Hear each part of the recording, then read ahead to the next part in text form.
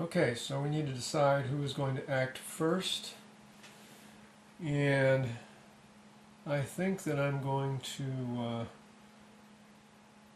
have Eaton here open fire from where he is in the woods.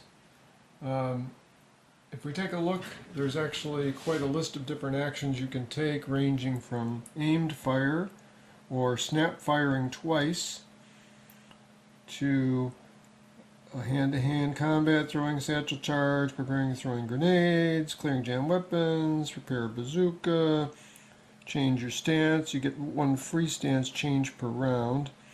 And then there's some movement choices I have: moving, and then snap firing, move and assault, dragging soldier, exchange equipment, give a command to another soldier if you're a commander, etc. So I'm going to take a look and see what my ability to fire is with Eaton. So he's at a range of 1, 2, 3 from the target. Now look over here on the combat chart, and he's got a bolt action rifle, actually semi-automatic rifle. That's what the M1 is. There's a little footnote sub 1. Yeah, okay. We don't need to worry about that. All right, so semi-automatic rifle, range between 2 and 6 is considered short range. My base target number is a 5. So I'd have to roll a 5 or less. Eaton has a weapon skill of +2. So that's a 7 or less. And his target is, on the fire combat chart, standing in clear terrain. So that's an 8 or less to hit. Now I could choose to snap fire twice, and that would give me a -2 to hit on each one, so I'd get 2 chances to roll a 6 or less. That seems like that would considerably improve my odds. But I've got a number of different people who could fire, and so I think I'll just take a regular shot. So 8 or less, and I get a 1, so that is a hit.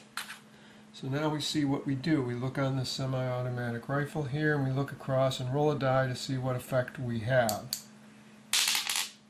And we get a 0, which is, panic.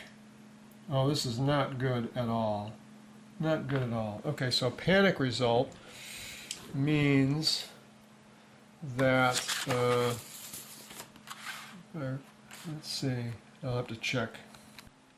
Okay, well, I double checked on panic, and it's not as bad as I thought.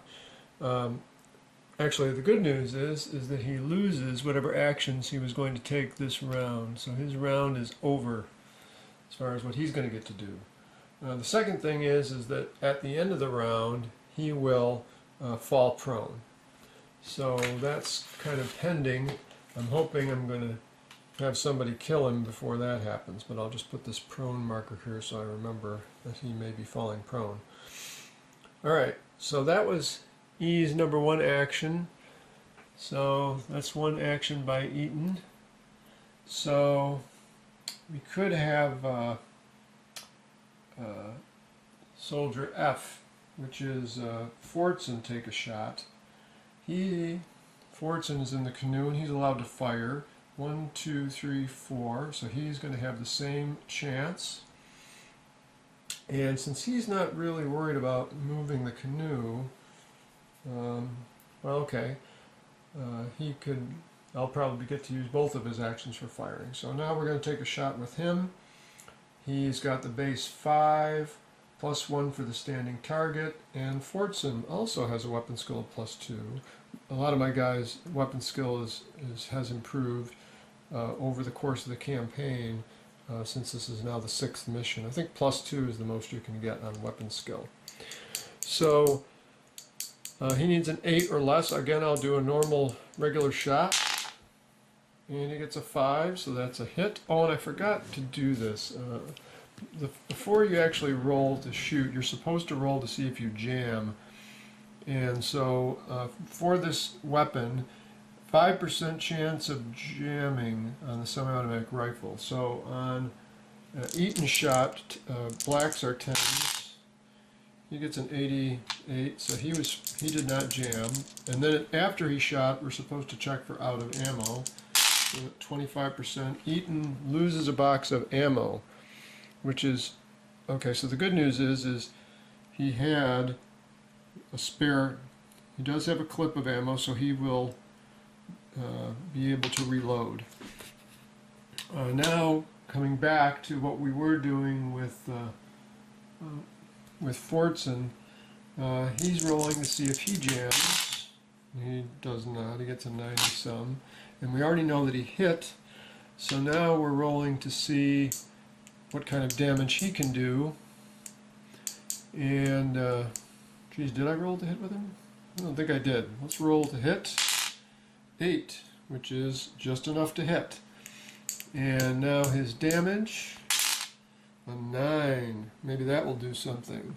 So if we look at the semi-automatic rifle here, with a 9, that is a kill. Excellent. So we can mark that German soldier killed. Bluey, kablooey. So he's killed in action. So he does not live to go prone. So that was Forzan's action on this 2-action round. So now we're still in rounds, but since there's no activated Germans, we'll be going back to operations. But we can continue doing the turn and play out what's left to happen. So the next person to take an action would be Anderson. And let's see what he will do. He will give a command to Eaton. Well, Eaton's already, he's having a 2-action round. I can't make him have a 3-action round, I believe. So let's assume we don't do that. What we will do is have Anderson. What should we move the canoe? I think he will just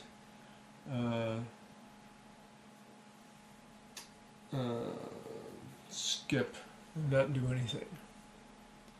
All right, now what I want to do is I want to get back into the canoe and see if we can sneak on further, because I think that would be interesting now that we've eliminated the sentry. So in order to do that, Eaton will take his free status change to stand up, and then he's going to take 1 movement point to enter the canoe and 1 movement point to unbeach it. And now in action rounds, the special rules for the canoe was that it can move, let's see, during rounds it has a movement point allowance of 4. So I'll continue to use Eaton's, he has 2 moves left. So he will move the canoe 1 to L9, and we'll see if we get an encounter there. And we do, but it's S3, and sighting 3 has already occurred, so we don't do anything. And then he'll move 1 more time to L10. And again, the same thing. So we end up with that canoe there. And that was Eaton's turn, so he's now complete.